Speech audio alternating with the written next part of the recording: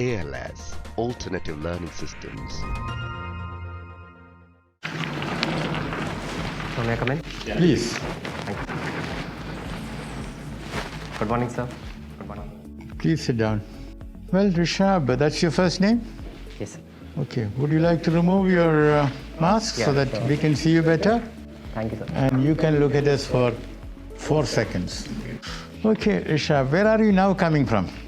So I'm from Jaipur, Rajasthan, and I did my graduation from Delhi only. No, right now where are you coming from? So I'm living at my friend's place here in Delhi only, Where? in New Rajendra Nagar. New Rajendra Nagar. Okay, so how did you come? So I came by a cab, How long did it take? so around 25 minutes, So you are familiar with Delhi? sort of. Yes. Sort of, okay. Now you have an impressive record of achievements. You got National Talent Search Examination. You got an award? Yes, it was a scholarship. Scholarship. Wonderful. Now you're also Director Literary Club of IIT Delhi. Yes, sir. Okay, what do you do in the Literary Club? So the Literary Club is a platform for imbibing an interest in reading books, in following popular culture, be it movies, TV shows. So what's the last book you have read? So the last book I read was Prisoners of Geography by By whom? Tim Marshall. Prisoners of Geography. By whom? I think his name was Tim Marshall. Okay, have you completed reading it? Yes, sir. Okay, tell us in 3 sentences. So it explores how certain international relations and geopolitical decisions are influenced by the geography of the particular country. And it takes around 10 examples and explains how it happens. Did you speak of a man called Mackinder? Yes, sir, I'm aware of him, but I'm not exactly sure that he mentioned Mackinder. Now you also speak about Calvin and Hobbes comic strip. Yes, sir. Okay, who was Calvin? So Calvin is a fictional 6-year-old boy, and he's the creation of Bill Watterson, the author of the comic.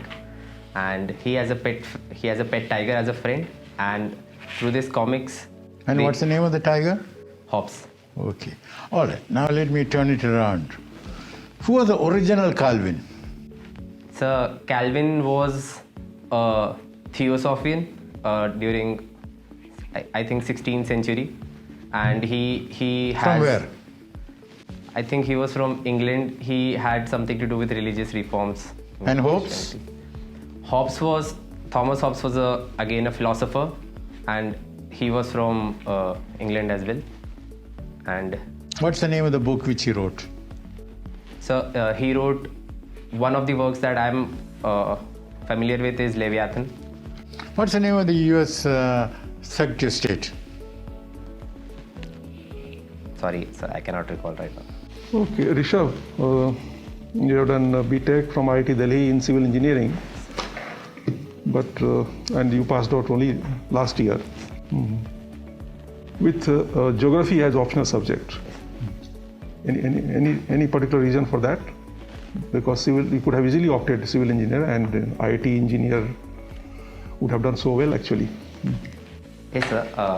Civil engineering from IIT Delhi is a great opportunity to pursue civil engineering.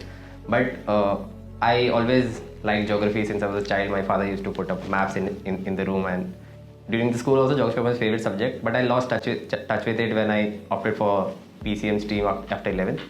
And then while deciding for an optional in civil services, I thought let's go back to my old love for geography. And I thought it would also help me in becoming a better administrator or a better diplomat. Okay. You are born in Goa. So tell us something about history and geography of Goa. So historically, since the 16th century, 1510, Goa was a Portuguese colony, and then after around 450 years, in 1961 it was reclaimed by India, and since then, earlier it was a union territory and then it became a state. And geographically, Goa is on the west coast of India. It is the smallest state of India, and there's a major port there, Marmagao, and it is one of the highest iron ore exporting ports of India as well. And Goa is also known for its tourism industry, and many international and domestic tourists. Is the iron export still taking place from Goa? No, sir. It got a significant hit in 2018 when there was a ban on iron ore mining in the region, and since then the exports have dropped somewhat significantly, and there have been demands to restore mining and exports. It has also caused environmental degradation. Yes, sir. There have been many instances wherein using mining coal, even coal and iron ore in the region and exporting through the port has led to environmental damage. And specifically the region of the interiors of Goa that are on the Western Ghats, they are an eco-sensitive zone. So there have been even more concerns due to that. Your first choice is Indian Foreign Service. Okay.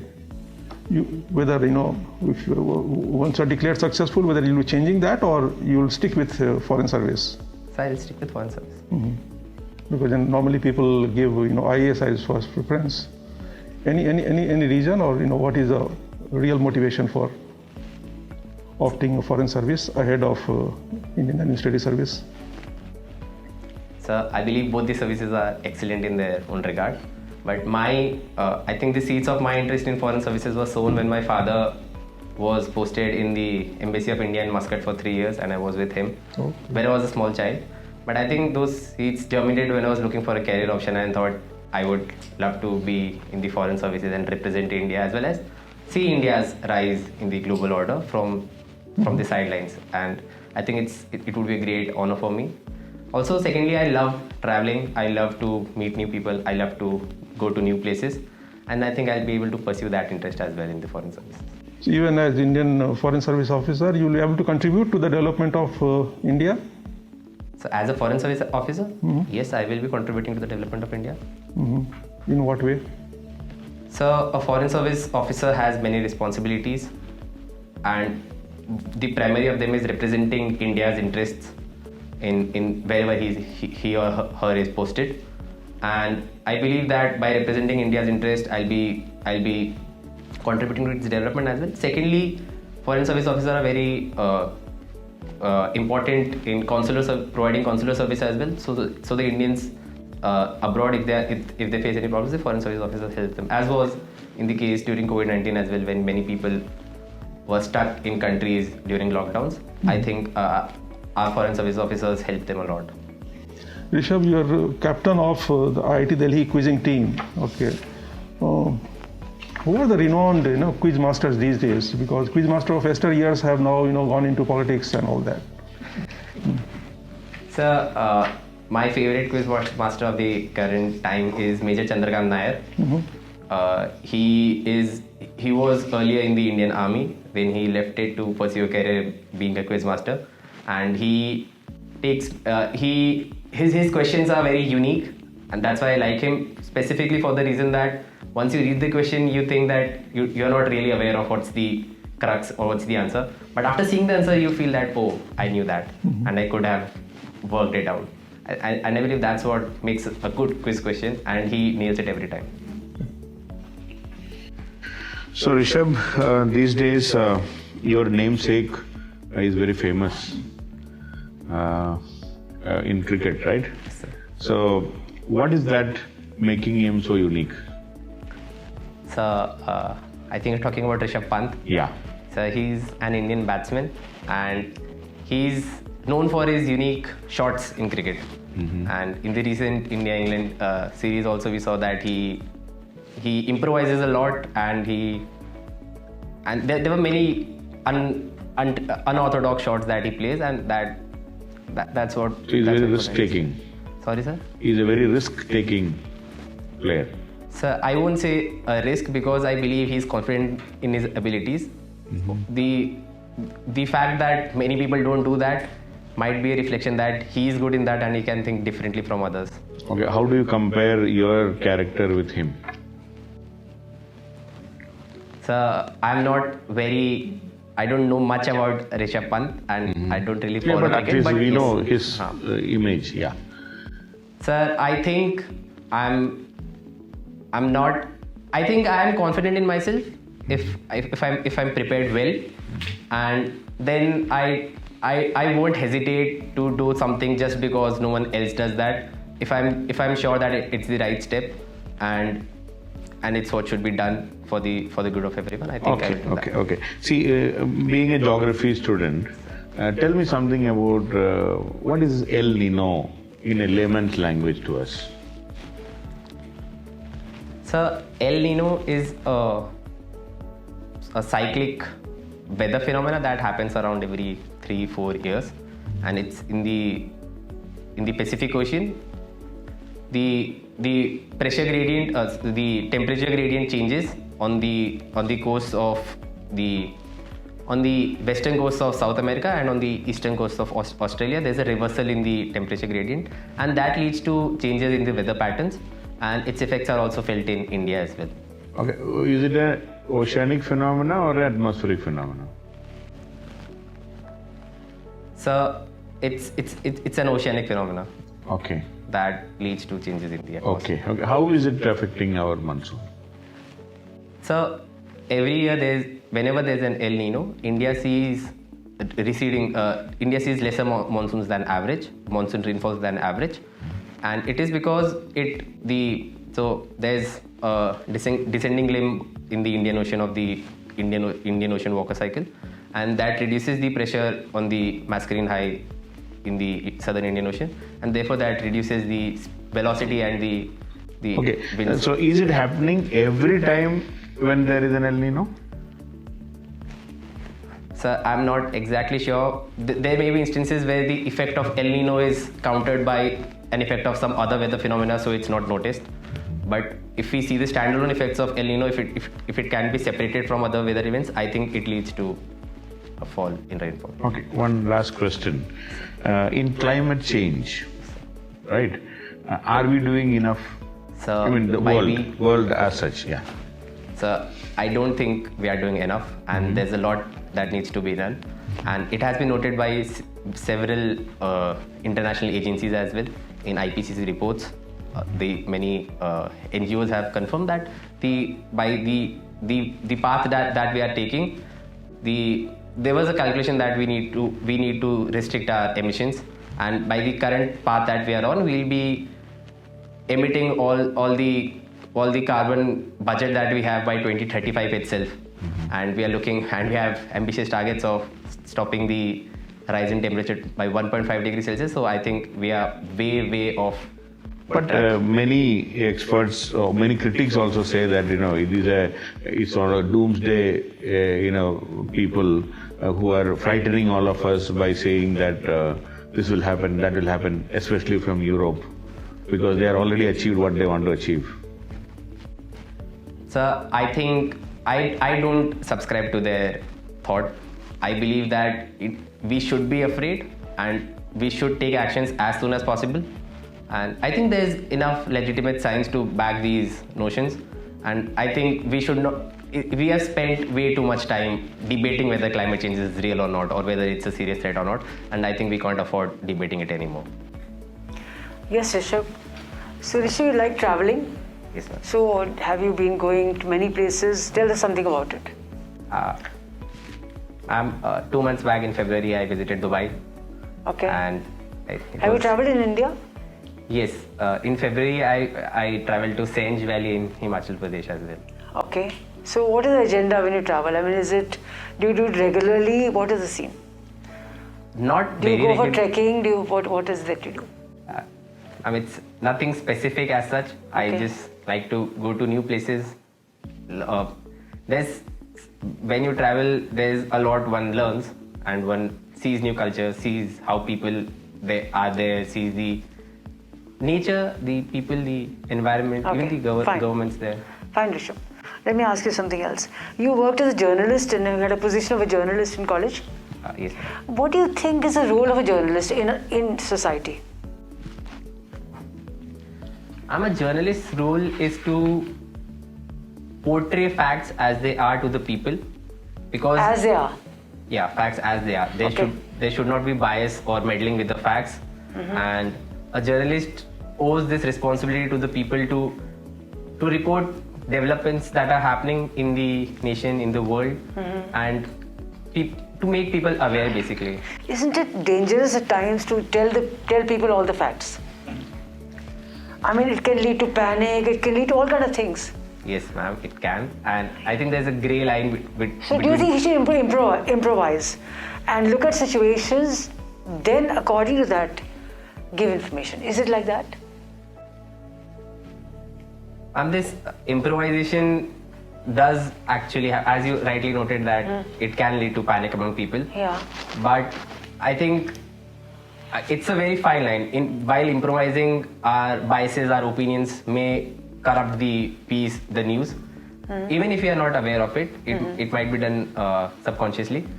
So I am not really sure what should be, if there should be rigid guidelines as to how they should be followed. But I think a person should follow his or her So own do you morality. think journalists are doing it these days?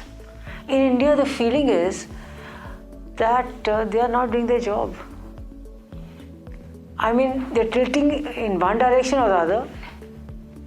Where is the correct news? There is fake news, there are all kind of things that are happening.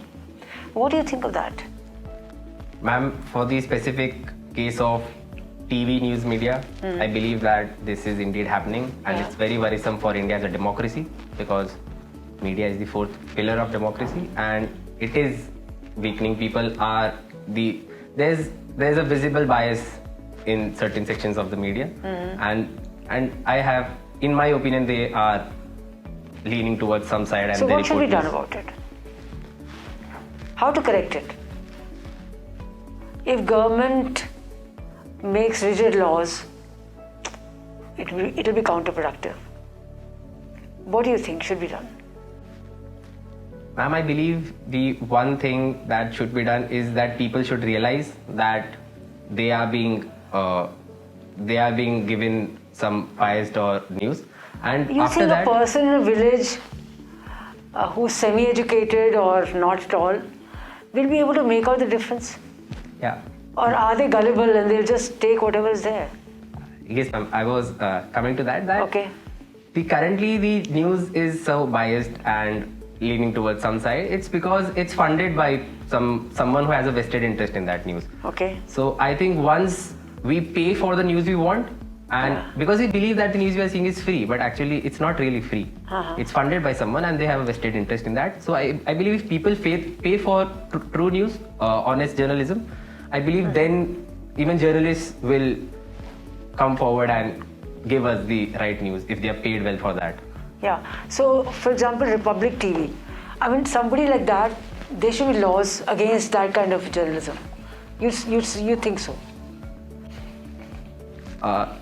I believe, again, there's positives for it, also negatives for it, Okay. also. So I'll ask you something. And my last question to you. What do you think of the statue politics? Taller statue. Why did we need that? There was a need to have the tallest statue in the world. Where was the need? In a country like ours, which is poor. Okay, so Rishabh, going through your service preference, you don't want to get into IPS, you don't want to get into IRS. So I do want to get into them, and I believe they're excellent services. But with the choice which you have given, the possibility of you getting is very less, rather no possibility. You will get definitely, Indian Account Service or Defence Estate Service. Sir, I don't think so, because if my first preference is Indian Foreign Services, if I don't get that, I will get Indian Revenue Services. Indian? Revenue Services. Second preference is what? Second is IAS. Third preference? IRS. IRS? Yes. Okay. Police service is not there. So Police Service is in the fifth preference. Fifth preference. So by putting it on fifth, you have technically ruled out Sir, I believe police service is an excellent service, and I just thought my aptitude and attitude would be more favorable towards the other 4 services. However, if given a chance to serve in the police services, it would be an honor. So what aptitude difference you feel is required for IRS and IPS? So again, these are very diversified fields, but as per my limited knowledge, in IRS there's more need for analysis, there's more need for data handling, there's more need for analytical thinking. It's required in the Indian police services as well, but I think that that's required more in these services. Okay, so Rishabh, you are a student of geography, you have studied at IIT Delhi, civil engineering. Can you just tell me a bit about silicosis problem in Rajasthan? So it's a very serious problem in Rajasthan, especially in the regions where mining happens. So silicosis... Mining only or quarrying? So quarrying also. Silicosis is when silicate dust enters into our respiratory tract, and then it leads to various respiratory problems in the people. And I think it's a big problem Rajasthan is facing in the health sector. Okay, so what steps should be taken to deal with this problem? So I think the first and foremost would be awareness in the people, because people continue mining and quarrying and they're not aware that the actions that they are doing, the way that they are doing it, it can lead to long-term effects, because a disease like silicosis, it builds up over 10-15 of years and then it manifests its symptoms. So I believe if people are already aware of it, those who are practicing it, and they take certain precautions, I think it can be So dealt with. who should be held responsible for that? Means those who have employed the laborers who are working, or laborers themselves, or the district administration, or the elected government, who should come forward to take whatever is required? So I think all these stakeholders that you mentioned should work congruently in this regard, and the employers have a responsibility to make them aware, to give them the... Can there be improvement in the manner in which we are mining and quarrying, which leads to less release of silica? So I'm not exactly aware of the detail how exactly does mining lead to an emission of silica. You are from Rajasthan. Recently, Bhilwara model in the first wave of COVID became very popular and it attracted a lot of discussion. So what is Bhilwara model as far as combating COVID-19 is concerned? And do you think that when the country is facing such a big problem during second wave, it should be replicated at pan-India level? So Bhilwara model was very successful in reducing... What was the key feature of the Bhilwara model? So it was built on, first, very strict lockdowns. Second, there was contact tracing. Thirdly, they delivered food, medicine, supplies to the people at the doorstep. So even in spite of lockdown, people didn't feel any need or requirement to go outside, and therefore it was the whole contact tracing. What was unique in Bhilwara? So I cannot recall it at the moment. Door-to-door screening was done. Yes, sir. Okay. So yes, some other features which were there. So one was that strict lockdown. Second was the door-to-door supplies were given to people and they didn't feel. Third was the borders of the district were closed off, so there was no entry and exit of people to restrict the infection in the district itself. And I cannot recall any other features. So do you think that model was successful because Bhilwara by and large is not a rural district? So that is one of the factors, but along with it, it was the leadership shown by the district administration and the innovative thinking of them, along with the strict enforcement of all the departments of the administration in the regions. What's your view? Should we change the current policy related with vaccination for COVID-19, and we should go for giving vaccine to all those who are 18 and above? So currently we cannot take this step, because we are already facing vaccine shortage in many parts, in many states of India. And we were continuing the vaccine export to other countries under our program of Vaccine Maitri, by which we got a lot of goodwill. But I think now, since the cases are rising, we need to focus more on our national health security, and we should ramp up our manufacturing production, and we should... What was your dad doing in Muscat? So my dad was in the Indian Navy at the time, and he was posted as the PS to the defense attaché in the embassy of Muscat. Who was the ambassador? So You're too small to remember. yes, I was 3-4 years old. I cannot recall. Did you pick up Arabic? So I learned to write 2 or 3 numbers in Arabic, but I didn't pick up how to speak or write. Okay, the formal part is over, and we shall be glad to request you to come back to us in 36 seconds for the informal part. Thank you. Thank you.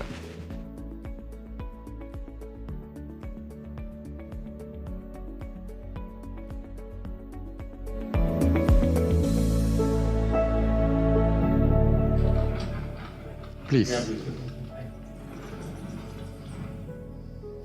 Please sit down. Well, it has taken us more than 37 seconds. Apologies. Okay. Now, this is an interactive session. You're welcome to stop us at any time and ask for clarification, so that you get the full benefit out of it. So Rishabh, overall, I think your performance was excellent. Only thing, some suggestions I'd like to give so that you can further improve. This state-specific, current affairs, you should be more conversant. Like currently, we are in the grip of, we are in the middle of COVID pandemic. So Rajasthan state-specific, at least your home state specific data, you should have actually. Yes. That how many casualties and what has been the growth trajectory and all that. Then since your first choice is IFS, and of course your intent is actually to get into foreign service, then if you are grilled, actually if some member grills you on that front as to why IFS, why not IAS, and then you're again that police service is relegated to 5th position and all that. So you should be, I think your response as to why you are opting for IFS should be very, very strong. Yeah, Rishabh, I found you very good, and you have a position on various issues, and it is correct also, balanced view, and you should continue with that, and you don't hesitate to come up with points or opinion which may not be the opinion of the state or the government. That is what exactly you are supposed to do also, a well thought out view. May be different from what the government view or official view. That is what exactly it is required. Don't change. You may go for mock interviews other places also. Many may say that no, you should support the government and all. No, your position right now is perfect and correct. And deepen your knowledge and enlarge more information, more knowledge will definitely help you in answering even more trickier questions. But your stand and approach is perfect. Yes, Rishabh. As already said, you've done well. I want to tell you that many students just like traveling just like that. They went to some place 3 months back, or I feel that if they ask you on traveling, they should not get this impression that you just wrote it like that. This impression I was getting. So I think thoda usko badlo, kuch karo uske baare mein. Do something. You should have a more concrete answer if somebody asks you.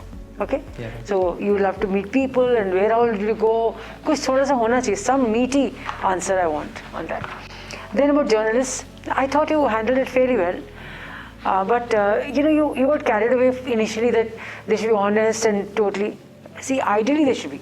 You got to start it by saying, ideally this is the situation. That it's a duty of a journalist to be honest and give unbiased picture to the people. But at times, you have to be creative. And you have to improvise, you have to do things like this. But you can't be dishonest to people. I mean, that honesty has to be maintained. So, from my side, 2-3 things which are there, you are doing very good. Okay, keep this up.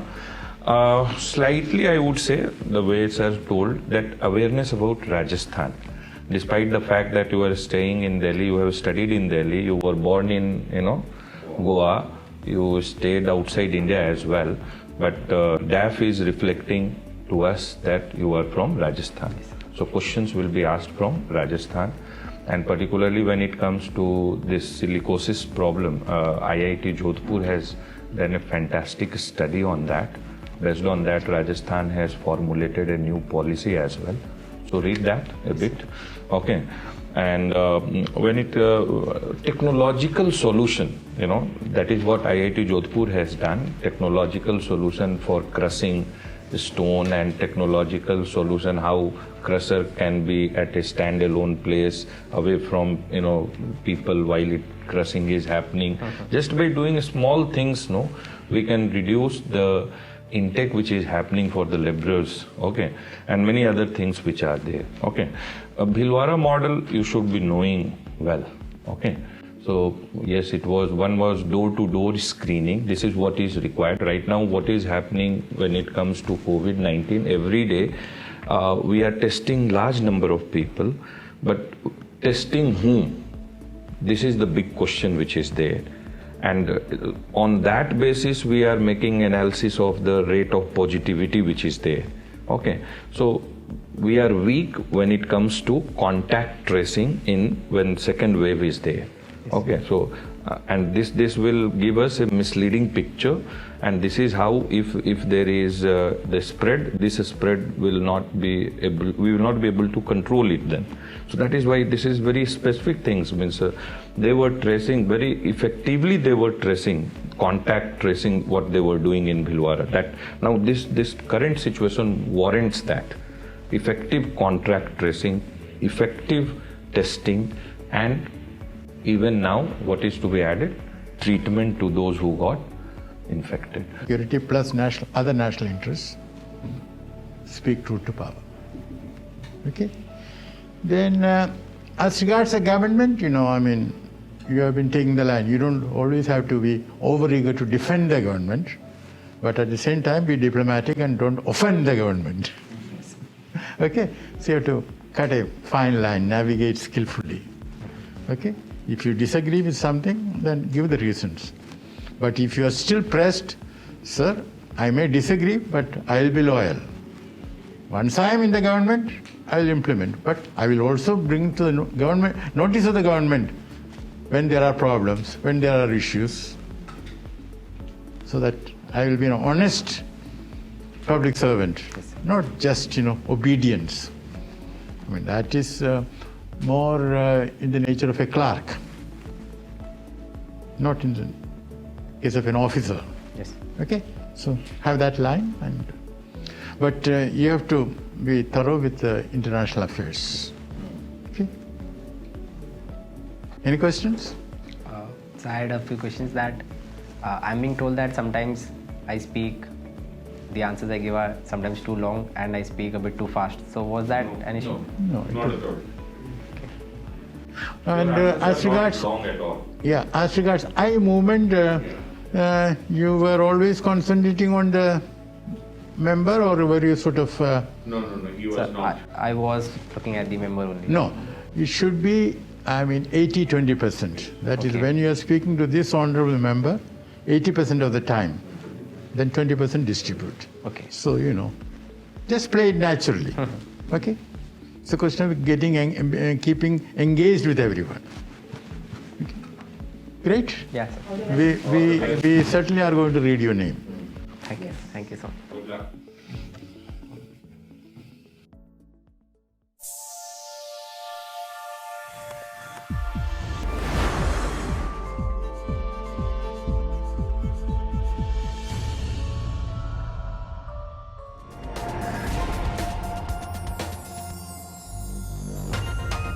ALS, Alternative Learning Systems.